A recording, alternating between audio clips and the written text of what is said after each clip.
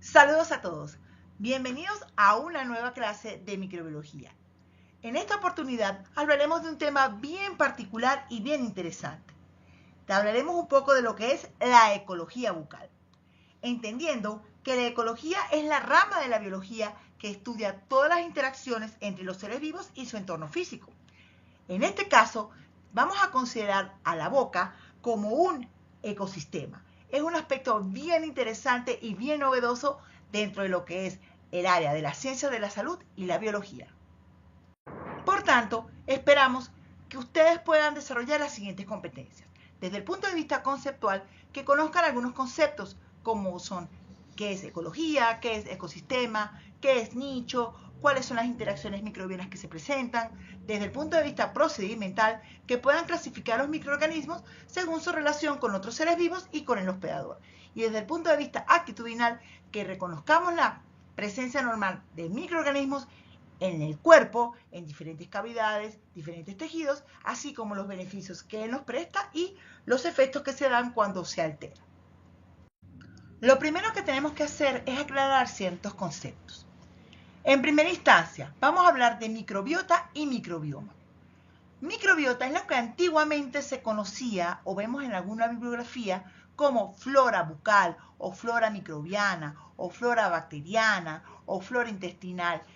Este término está caduco, este término no se utiliza actualmente porque en realidad no son plantas.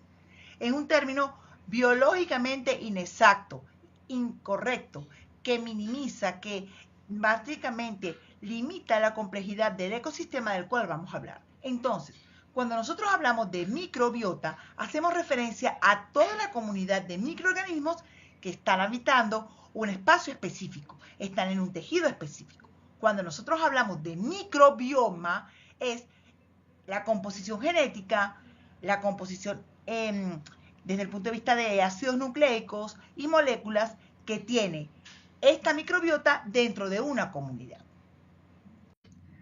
Podemos decir entonces que la microbiota son los microorganismos vivos, bacterias, hongos, virus, arqueas, protozoarios, cuya función es vivir en mutualismo y defensa entre ellos y el hospedador. Cuando nosotros hablamos de microbioma, hablamos de un concepto extendido, hablamos de lo que es la microbiota, pero tomando en cuenta sus genes, sus metabolitos, sus condiciones ecológicas, los productos que emiten durante su metabolismo, sus ácidos, sus sustancias tóxicas, sus sustancias de nutrición. Aquí es cuando hablamos de microbioma. Por tanto, podemos decir que microbiota es quiénes están los microorganismos, mientras que el microbioma es qué hacen y cómo interactúan esos microorganismos con sus genes, sus metabolitos dentro de un determinado ambiente. Haciendo una analogía, podemos decir que la microbiota es el quién, es decir, el catálogo de todas las especies vivas, sus taxonomías, sus características físicas, mientras que el microbioma es lo que hacen, es decir, el teatro de operaciones, la naturaleza, los microorganismos, más los genes, más el metabolito, más el ambiente físico, cómo se relacionan. Entonces, ¿por qué estudiar la microbiota? Autores como Castañeda y colaboradores en el 2021 comenzaron a decir que la microbiota actúa como una barrera inmunológica y moduladora, específicamente la microbiota oral. Mientras que Scipione Castro y colaboradores en el año 2025 establecieron que la cavidad bucal es un ecosistema dinámico, donde el equilibrio entre las especies, es decir, entre la microbiota, determina estados de salud o de enfermedad. Desde el punto de vista general, siempre se ha estudiado la microbiota. Siempre el ser humano ha tenido esa curiosidad de ver, de saber qué es lo que está pasando a nivel microscópico que no podemos controlar, sobre todo la microbiota intestinal. Es interesante porque se ha determinado que tiene funciones vitales en el impacto de la salud. Hay un eje que es una conexión que hay entre el intestino y el cerebro, que se ha determinado que gracias a esa microbiota que está a nivel intestinal, se producen ciertos neurotransmisores como la serotonina y se modulan las emociones. Lo hemos vivido cuando estamos nerviosos, tenemos algún tipo de emoción, a veces sentimos mariposas en el estómago, ¿ok? No es enamoramiento, es la serotonina y la microbiota haciendo su trabajo, o de repente nos dan aquellos retortijones cuando tenemos alguna situación que nos pone nerviosos. Esto es la microbiota que está trabajando. También se ha determinado que la microbiota es una fábrica metabólica y funcional. Produce sustancias que nuestro organismo no puede producir por sí mismo, como es la vitamina K, la vitamina B12 y los ácidos grasos de cadena corta tan imprescindibles en el metabolismo de algunos alimentos. El problema está cuando esta microbiota rompe su equilibrio, que cae en un estado llamado disbiosis, donde se originan las patologías como puede ser la obesidad, la enfermedad de Crohn, la colitis y algunos casos como la celiaquía. Entonces, para poder aprovechar y entender un poco mejor esta clase, tenemos que hablar de algunos términos importantes que se van a mencionar de manera constante a lo largo de toda esta presentación. En primera instancia tenemos los términos microbiota residente y microbiota transitoria. La microbiota residente se puede definir como aquellos microorganismos que forman parte de un tejido, en este caso de la cavidad bucal, es estable y tiene por lo general una función de defensa. Mientras que la microbiota transitoria es una microbiota que es temporal, está bajo ciertas circunstancias, no se establece en los tejidos ni en la cavidad bucal y por lo tanto va a depender mucho del ambiente. Hay otro elemento, otros conceptos que es los patobiontes y oportunistas, que son microorganismos que normalmente forman parte de esa microbiota residente, pero cuando hay condiciones ajenas a él, sobre todo las que dependen del hospedador, se pueden transformar en microorganismos patógenos. Y bueno, también tenemos algunos microorganismos, como son los microorganismos aerobios, que requieren de oxígeno para crecer y desarrollarse, microorganismos como son los anaerobios facultativos, que pueden crecer con o sin oxígeno, ya que poseen enzimas compensatorias, y los anaerobios estrictos, lamentablemente, que no pueden vivir con el oxígeno y utilizan otro tipo de moléculas para su desarrollo y su respiración. Es interesante entender que como nosotros estamos netamente poblados por microorganismos, nosotros somos lo que se conoce como holobionte. Es decir, somos una unidad funcional, somos el organismo hospedador de estos microorganismos y funcionamos como un todo, es decir, nosotros dependemos de los microorganismos y ellos dependen de nosotros. Hay otro término bastante novedoso que es el que se llama hologenoma humano, es decir, el conjunto de genes que forman parte del ser humano y de los microorganismos que lo están habitando o que lo están conformando. Es decir, que nosotros ahorita tenemos que definirnos como un holobionte, no como un ser humano, ni comenzar a pensar que los microorganismos son ajenos a nosotros. Ahora bien, ¿quiénes son los habitantes de este ecosistema bucal? Tenemos bacterias, que por lo general son los principales residentes, por ejemplo, los estreptococos, los lactobacilos. Tenemos virus, que son entidades integradas a los diferentes microorganismos que visten allí, ya lo vimos. Recuerden que los virus son parásitos intracelulares. Por ejemplo, tenemos virus como el VPH, el SARS-CoV-2, los fagos, que son virus que parasitan a las bacterias. Luego tenemos los parásitos o protozoarios.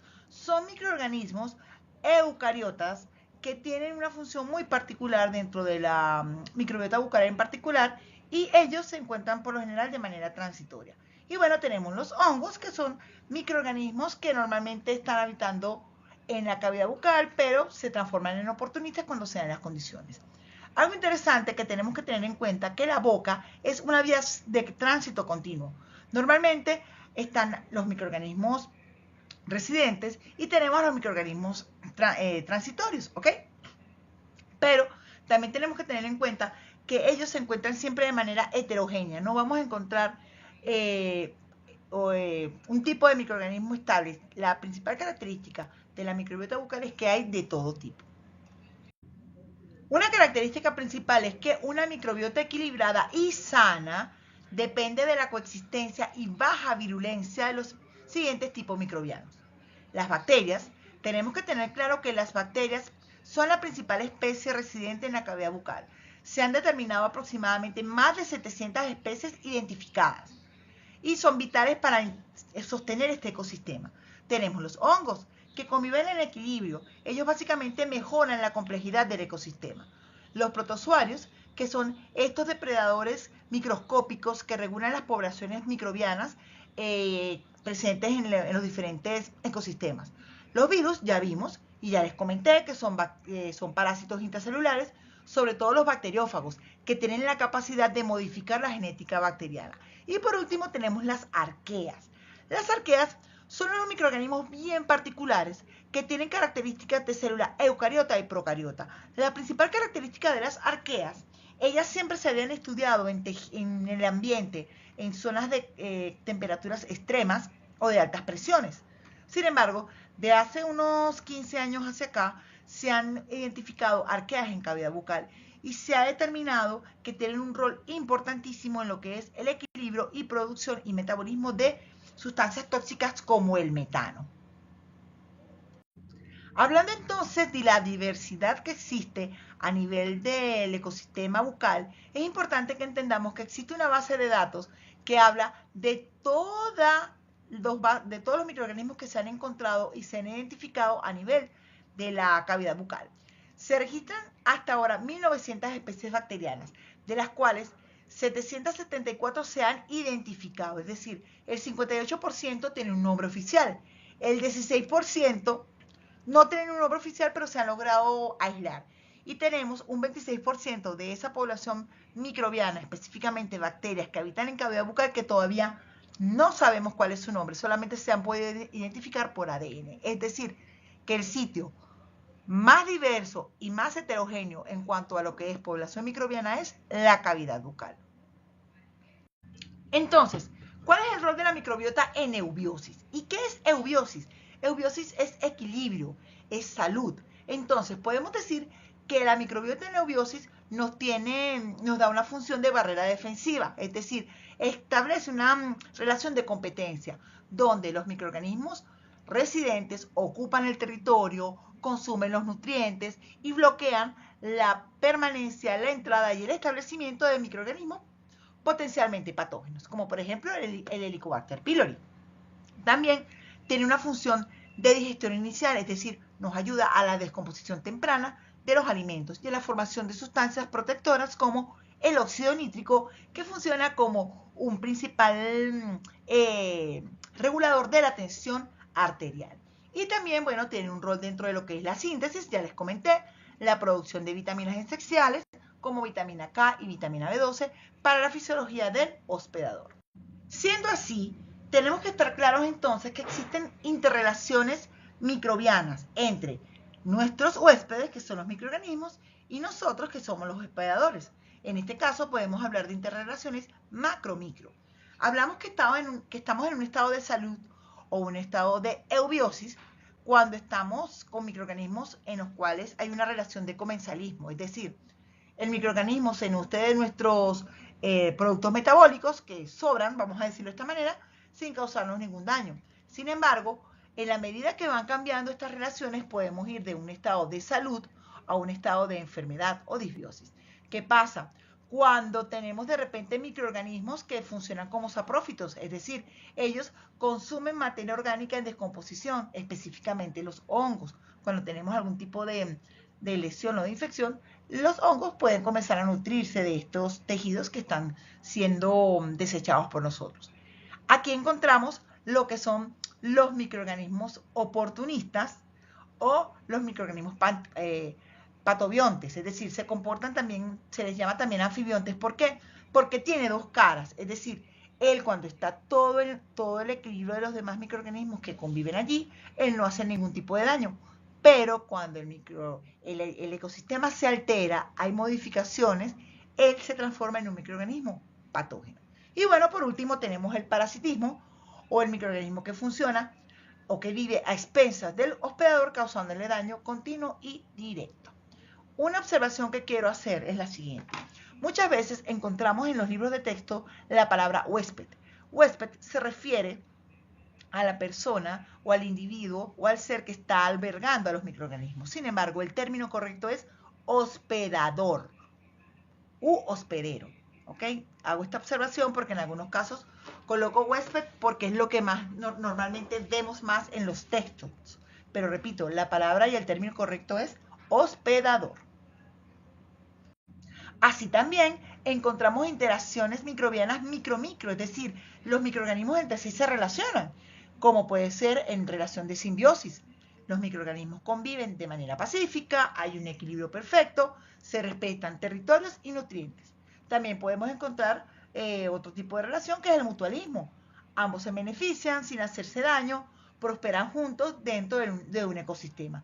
Se relaciona siempre mucho lo que es simbiosis y mutualismo, ¿ok? Pero hay que estar claro que son relaciones diferentes.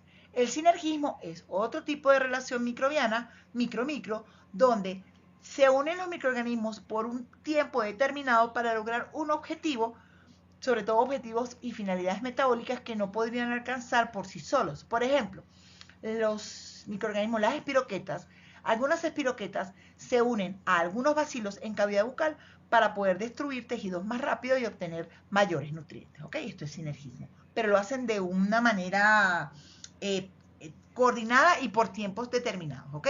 Y bueno, por último tenemos la relación de antibiosis o antagonismo, donde existe una competencia territorial. Literalmente, los microorganismos luchan por ocupar espacios, por ocupar nutrientes y por ver cuál de los dos es el más fuerte y se instala en ese ecosistema o en ese hábitat. Recuerdan que comenzando les hablé un poco de lo que es la ecología, que es el estudio de los seres vivos en relación a su entorno. Entonces, en ecología, en el caso de la ecología bucal, tenemos que hablar de tres conceptos muy particulares que a veces solemos confundir. ¿Ok? Estos conceptos son ecosistema, hábitat y nicho. Ecosistema se refiere a la comunidad viva, es decir, todos los factores bióticos, todos los seres vivos que interactúan en un espacio físico, que son los elementos abióticos, mediante flujos de energía. Hay energía, esta energía puede ser energía a través de sustancias químicas, a través de potenciales eléctricos, a través de cargas eléctricas, como les había comentado, pero siempre hay energía. Eso es el ecosistema. Luego tenemos el hábitat, que es el espacio físico, el espacio geográfico, donde se desarrolla ese microorganismo y posee ciertos determinantes ecológicos. ¿Cuáles son esos determinantes ecológicos? Temperatura, presión atmosférica, disponibilidad de nutrientes, etcétera, etcétera. Y luego tenemos el nicho. El nicho se refiere a la profesión, a la ocupación que tiene cada especie en un hábitat determinado. ¿Cuál es su rol? ¿Cuál es su función? Por lo general, los microorganismos siempre luchan por el mismo nicho. Ojo, pero no se refiere al espacio, se refieren a la función. Es decir, si yo soy un microorganismo que produzco ácidos y necesito azúcares, ese es mi rol, esa es mi función. Y si viene otro microorganismo que también fermenta azúcares y que produce ácidos, vamos a luchar los dos por esa función dentro de ese hábitat, dentro de ese ecosistema. Es así como tenemos que tener claro que la boca no es solo un ambiente, tiene diferentes hábitats que albergan comunidades microbianas diferentes con nichos diferentes.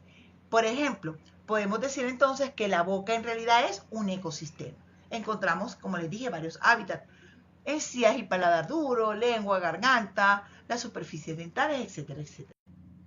Algo bien importante que tienen los ecosistemas, en este caso la boca como ecosistema oral, es que todos sus elementos son heterogéneos, es decir, hay una diversidad muy amplia de microorganismos aislados en cada uno de los hábitats, en cada ecosistema. La cantidad, hay altas concentraciones de microorganismos en espacios muy pequeños y es específica. Hay ciertas zonas, ciertos hábitats que solamente son colonizados e invadidos por ciertas especies o ciertos microorganismos. Como les había mencionado, uno de los determinantes ecológicos de la cavidad bucal es lo que nosotros conocemos como potencial redox, que se relaciona con la capacidad óxido-reducción del hábitat. Es decir, el nivel de oxígeno disponible en ese espacio físico va a determinar qué microorganismo sobrevive, dónde se aloja y qué tan agresivo puede ser para los tejidos. Se ha determinado que las concentraciones o los sitios o los hábitats donde podemos encontrar altas concentraciones de oxígeno son la saliva, ¿ok? Y las superficies más externas o más superficiales, para la redundancia, de los depósitos dentobacterianos o de los dientes, ¿ok? ¿Qué microorganismos predominan allí? Obviamente los aerobios y anaerobios facultativos. Pero mientras las zonas tengan un menor potencial redox, obviamente como por ejemplo el surco gingival, donde hay cero oxígeno, obviamente vamos a encontrar microorganismos anaerobios estrictos y van a ser mucho más patógenos. Podemos ver acá en estado saludable, fíjense cómo encontramos un esmalte limpio, vamos a llamarlo así, con un potencial redox que se mide en milivoltios, ¿ok? De 30 a 50 milivoltios. Y en el surco gingival sano, fíjense, de 0 a 3 milímetros de profundidad se mantiene en ese mismo valor. Pero cuando estamos en un estado de disbiosis, en un estado patológico o de enfermedad, fíjense cómo de repente este esmalte que está con capas de depósitos dentobacterianos, baja este potencial oxidorreducción a menos 150 milivoltios, es decir, que aquí voy a tener una mayor cantidad de microorganismos anaerobios estrictos y esto me puede comprometer lo que es la integridad de ese tejido. A nivel de la bolsa periodontal, fíjense cómo también podemos encontrar potenciales redox de menos 300 milivoltios, es decir, aquí voy a encontrar muchos microorganismos patógenos. Ahora bien, si nosotros estudiamos la boca como un ecosistema completo, sabemos que tiene hábitats y que tiene nichos, también tenemos que tener claro que la boca de por sí se subdivide en ecosistemas. ¿Por qué? Porque está constituido por muchos espacios físicos que tienen características muy particulares y que tienen una relación muy especial. Estos ecosistemas bucales pueden ser las superficies dentales, ¿okay? Las zonas retentivas, como fosas y fisuras que favorecen la acumulación de biopelícula, el surco gingival, que es un espacio crítico donde hay la posibilidad de bajas concentraciones de oxígeno, es decir, bajos potenciales redox y se acumulan muchos microorganismos anaerobios.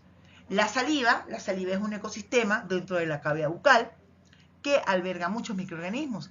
Las mucosas, su epitelio, plano estratificado, sea queratinizado o no, la mucosa lingual que tiene una característica muy particular que es las papilas, en cuyo fondo de papilas se pueden acumular microorganismos y crear una especie de hábitat particular. Y obviamente, bueno, el paciente que tiene materiales artificiales como son los brackets de ortodoncia, resinas, prótesis, coronas, que alteran la estructura y la anatomía normal del tejido y obviamente puede causar la posibilidad de desarrollar nichos retentivos donde haya microorganismos potencialmente patógenos.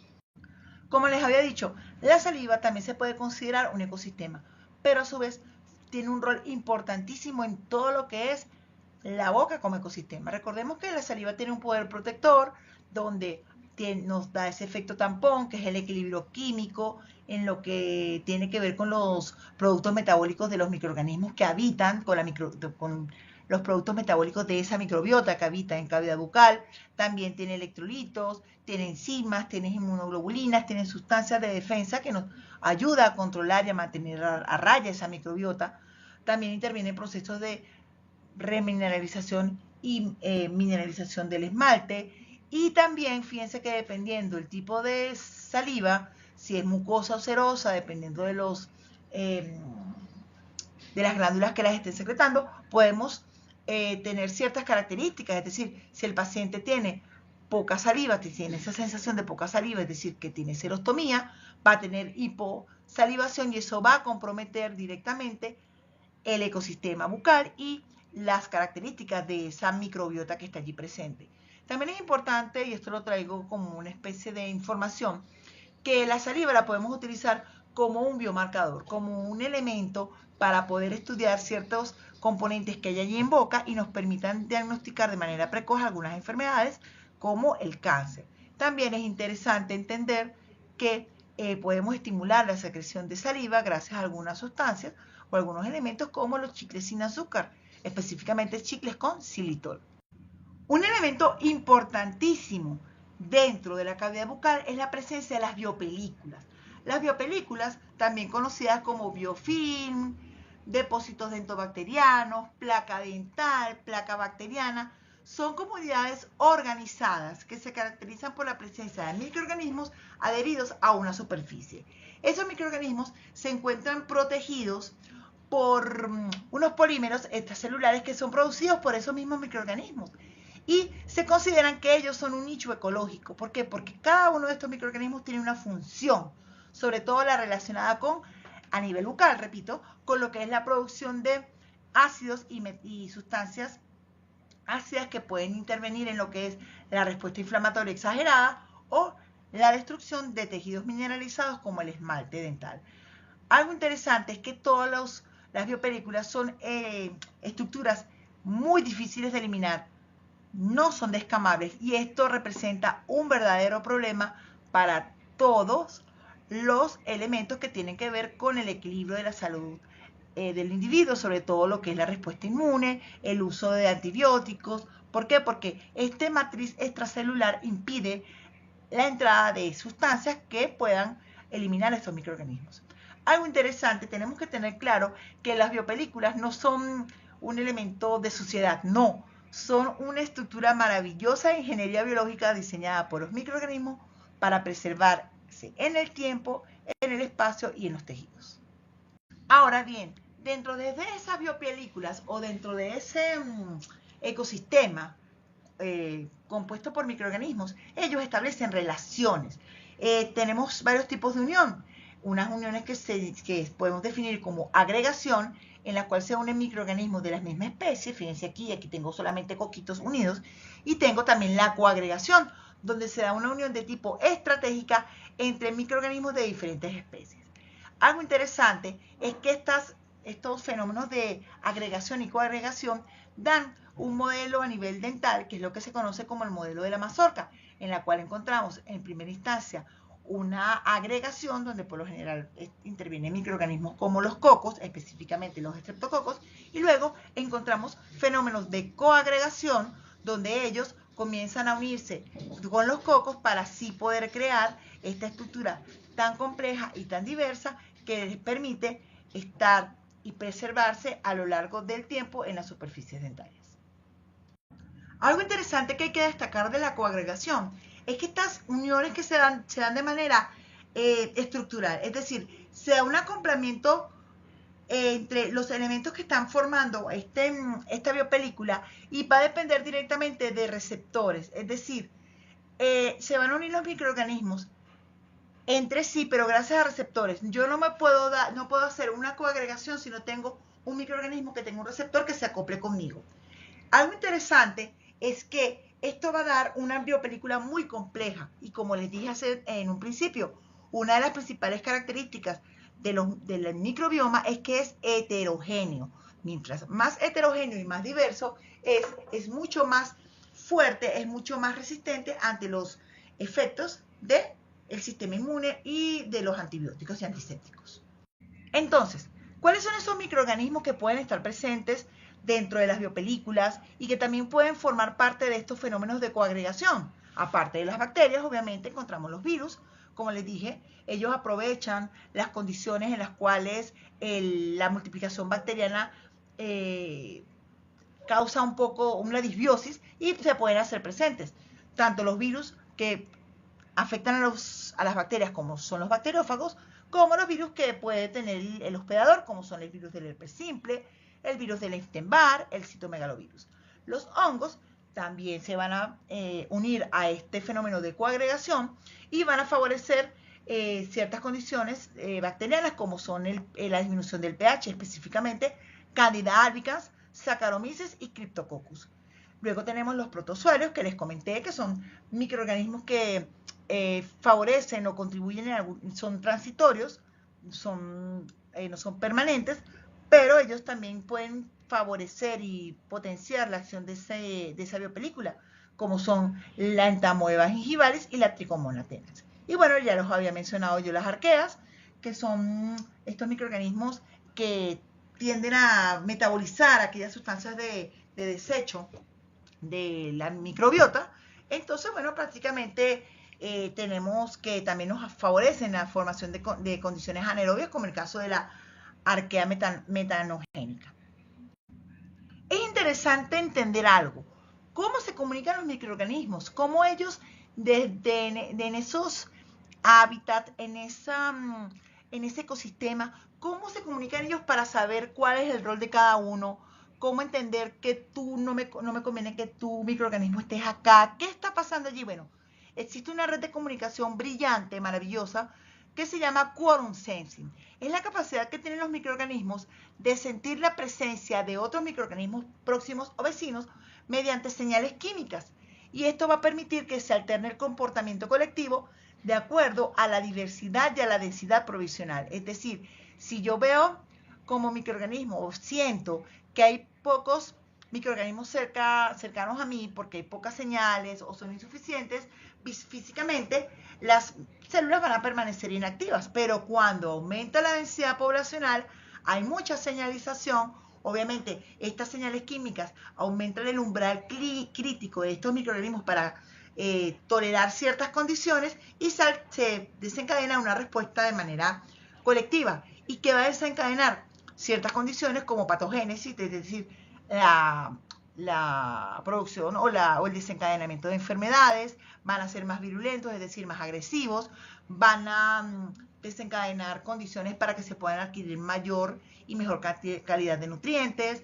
Se va a desencadenar la transferencia del material genético gracias a los plásmidos, a los pilis, a los bacteriófagos. También se va a activar algunas condiciones como la movilidad o el desplazamiento de los microorganismos de un sitio a otro, y se va a modificar la síntesis de metabolitos, ya sea para aumentar o disminuir esa producción.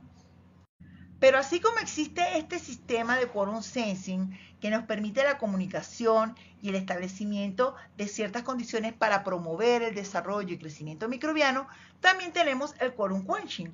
El quorum quenching es lo contrario, es la interferencia, es lo que va a comenzar a determinar que ciertos microorganismos no avancen, no se multipliquen, no crezcan o simplemente van a hacer esa señalización que va a interferir, que va a limitar el desarrollo de otros microorganismos. Por tanto, podemos decir que el quorum sensing es la comunicación, es decir, estos autoinductores, este lenguaje químico que permite estas moléculas señalizadoras que van a permitir el crecimiento, la activación y el desarrollo de ciertas acciones coordinadas para la evolución de estas colonias microbianas que se están formando.